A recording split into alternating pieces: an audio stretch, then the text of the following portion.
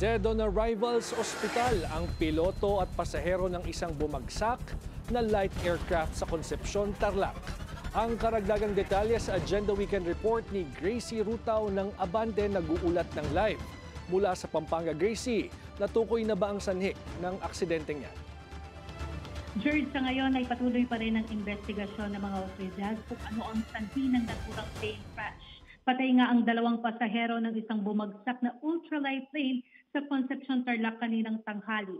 Parehong taga Pampanga ang isang lalaki at isang babaeng sakay ng eroplano. Kwento ng mga residente ng barangay Panaliksikan. Umikot-ikot daw muna ang eroplano bago ito tuluyang bumagsak sa isang palayan.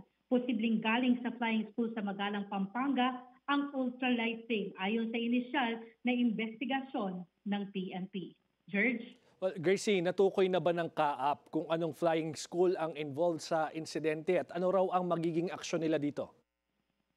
Sa ngayon ay wala pang nababanggit ang mga authorities kung ano yung pangalan ng flying school. Pero hanggang sa ngayon ay nakikipag-ugnayan pa rin ng PNP Aviation Security Group sa Civil Aviation Authority of the Philippines para sa isinasagawang investigasyon upang malaman yung dahilan ng pagbagsak o pag-crash ng ultralight plane.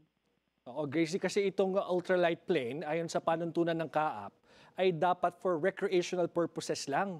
So kung pag-aari yan ng isang flying school, posibleng ginagamit ng mga estudyante nila. Pero antabayanan nga natin kung ano ang lalabas dito sa investigasyon ng PNP Aviation Group at ng CAAP. Maraming salamat, Gracie Rutaw, nagulat live mula sa Pampanga.